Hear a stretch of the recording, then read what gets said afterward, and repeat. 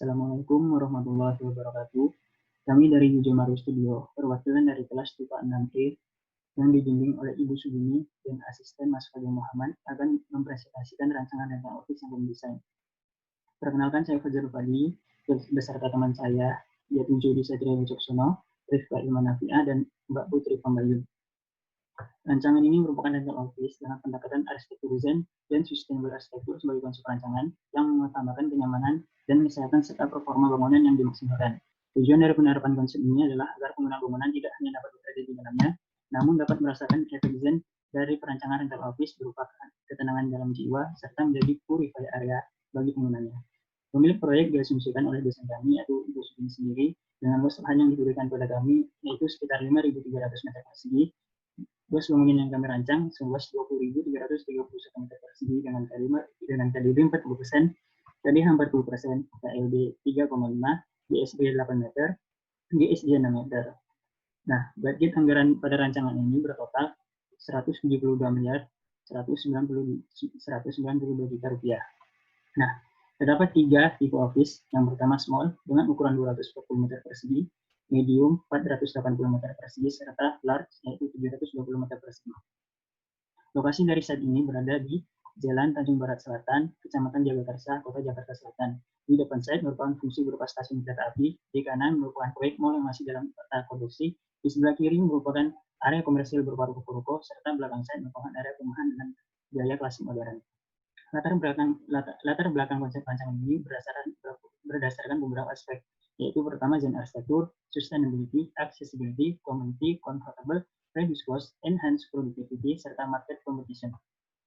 Dalam rancangan ini menerapkan beberapa teknologi yang diantaranya rainwater harvest, sunlight harvest, sustainable material, vertical forest, serta water recycle.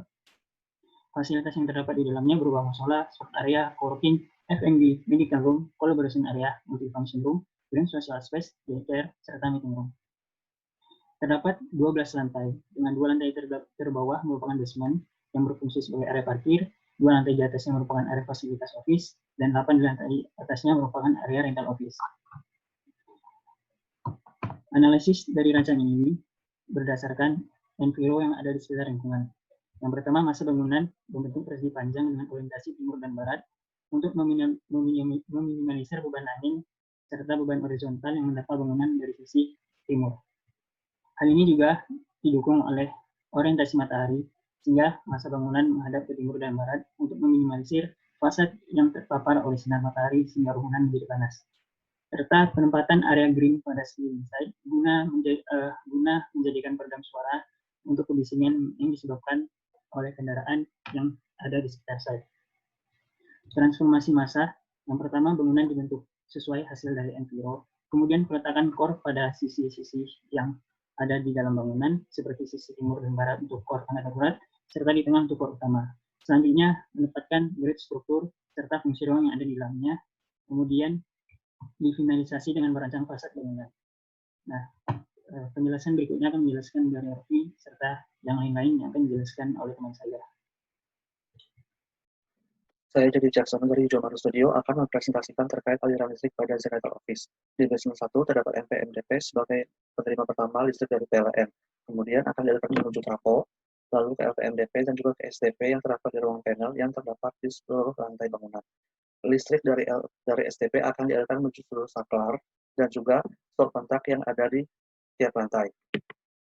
Lalu di basement 2 terdapat genset room dan juga baterai room, di mana baterai room menyimpan baterai yang akan menampung listrik dari energi yang dipanen oleh solar panel rooftop dan akan dialirkan menuju trafo, lalu ke LPMDP dan juga ke SDP yang akan mengalirkan listrik dari solar panel untuk di setiap lampu-lampu yang ada di lorong-lorong. Lalu penggunaan lampu, terdapat penggunaan lampu gantung, lampu downlight LED lamp instrument panel, lampu downlight LED lamp biasa, dan juga lampu fluorescence. Di mana lampu fluorescence itu akan digunakan pada area basement. Jadi ada gambar kontur bagaimana setiap lantai akan menggunakan variasi-variasi lampu sesuai fungsinya. Lalu ada rencana guiding block yang mencakup keseluruhan site untuk memudahkan pengguna disabilitas berjalan atau mengunjungi area site. Lalu ini ada 6 parkir difabel di bagian utara site terletak tepat di depan bangunan dan juga di dekat ramp difabel agar memudahkan pengguna disabilitas dari parkir menuju bangunan. Ini ramp difabelnya dengan panjang 4 meter dan juga menghubungkan dari tanah ke bangunan itu terdapat elevasi sebesar 1 meter. Ini pada toilet, setiap toilet memiliki satu toilet khusus difabel, dan juga terdapat lift, di mana lift ini dapat digunakan oleh pengguna disabilitas dan memudahkan mobilitas mereka dalam mengunjungi setiap lantai yang ada di bangunan. Presentasi selanjutnya akan dijelaskan oleh Mbak Pri Pembayun. Baik, saya akan melanjutkan penjelasan tentang sistem infrastruktur yang kami gunakan di dalam bangunan. Untuk sistem air bersihnya, kami menggunakan sistem downfeed. Di sini ada fresh water dan recycle water. Untuk recycle water-nya digunakan untuk keperluan flushing toilet, dan di sini adalah salah satu konsep green building yang kami gunakan. Kemudian untuk sistem air kotor, untuk black water langsung dialirkan menuju septic tank, dan untuk grey water akan dialirkan menuju STP yang kemudian akan diolah dan disimpan di recycle tank untuk bisa digunakan kembali seperti penjelasan sebelumnya. Kemudian untuk HVAC-nya, kami menggunakan sistem AC VRF dengan 3 jenis indoor AC yang disesuaikan dengan kebutuhan setiap ruang. Yang pertama adalah round flow cassette 2,5 PK untuk ruang-ruang kantor. Yang kedua adalah built-in ceiling 0,5 PK untuk koridor. Dan yang ketiga adalah wall mount 1 PK, digunakan untuk ruang-ruang kecil yang tidak memerlukan begitu banyak pendinginan. Di sini kami memakai AC outdoor 18 buah yang diletakkan pada 2 zona berbeda di rooftop. Seperti ini kira-kira skemanya. Kemudian untuk persebarannya, seperti ini di office rental area menggunakan AC kaset 2,5 PK di sini, kemudian di sini di koridor menggunakan built-in ceiling 0,5 PK, dan untuk ruang-ruang kecil seperti sport area ini menggunakan wall mount 1 PK. Demikian penjelasan dari saya, akan dilanjutkan oleh rekan saya yaitu Rifka Ilmanafia. Di sini saya akan menyampaikan tentang sistem keamanan dan keselamatan bangunan. Zen Office Building memiliki beberapa sistem keselamatan bangunan, diantaranya pemadam api atau APAR, lift kebakaran, tangga darurat, tombol darurat, telepon darurat, dan hydrant box. Kemudian di gambar ini terdapat anak panah yang mengarahkan dan memudahkan manusia untuk keluar bangunan dan berkumpul di titik kumpul yang ada di luar bangunan. Kemudian di beberapa titik dalam bangunan terdapat APAR, tombol kebakaran, dan telepon darurat untuk memudahkan manusia yang ada di dalam bangunan. Kemudian untuk detail tangga daruratnya menggunakan atret 280 mm dan optret 180 mm. Di dalam tangga darurat sendiri terdapat saf angin menerus dari lantai basement 2 menuju rooftop untuk mengarahkan angin bersih yang ada di dalam tangga darurat. Kemudian presentasi selanjutnya akan disampaikan oleh Fajrul. Struktur pada bangunan ini menggunakan pergabungan antara struktur rigid frame serta struktur core. Ini merupakan perhitungan yang didapat merupakan kolom 80x80, balok 80x60, serta balok anak 60x40. Nah, perhitungan ini didapatkan dari hasil perhitungan tributary area maksimal pada bangunan yang didapat dari pelajaran struktur pada semester sebelumnya. Ini merupakan 3D visual pada area strukturnya saja. Ini area core, ini area kolom, dan ini gabungan antara core, kolom, dan balok. Nah, ini adalah detail rooftop. Nah, yang jadi pembeda adalah plat lantai.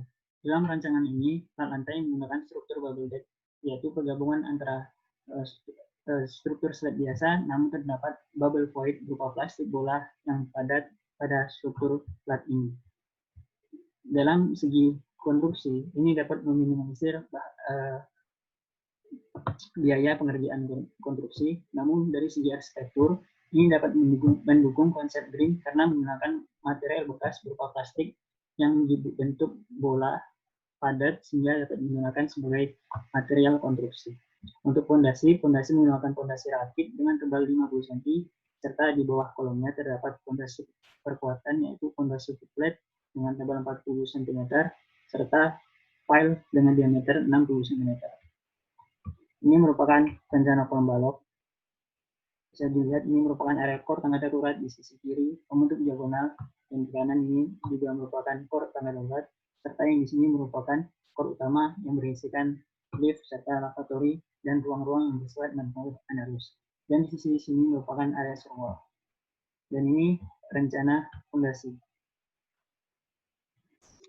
Kemudian di sini saya akan menjelaskan mengenai fasad bangunan. Zen Office Building memiliki beberapa tipe dan jenis fasad. Yang pertama, ini terdapat fasad yang menggunakan material GRC yang mengelilingi bangunan. Dan di belakang GRC terdapat tanaman-tanaman hijau untuk memperindah balkon. Seperti ini detailnya.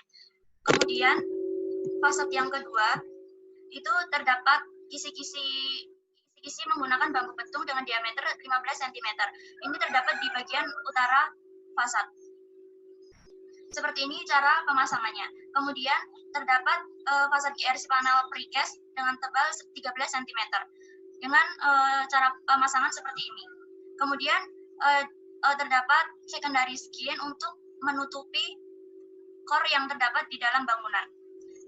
Dan secondary skin ini menggunakan GRC cetak. Seperti ini cara pemasangannya. Kemudian di sisi selatan terdapat vertical garden sebagai penghawaan pasif dan agar bangunan tampak lebih menyatu dengan alam. Sekian, selanjutnya akan dilanjutkan oleh Fajrul. Ini merupakan hasil 3D visual yang kami kerjakan. Ini eksterior berupa tampak dari luar bangunan. Ini area green social space. Ini area outdoornya juga. Ini area depan area drop off serta ini tampak burungnya.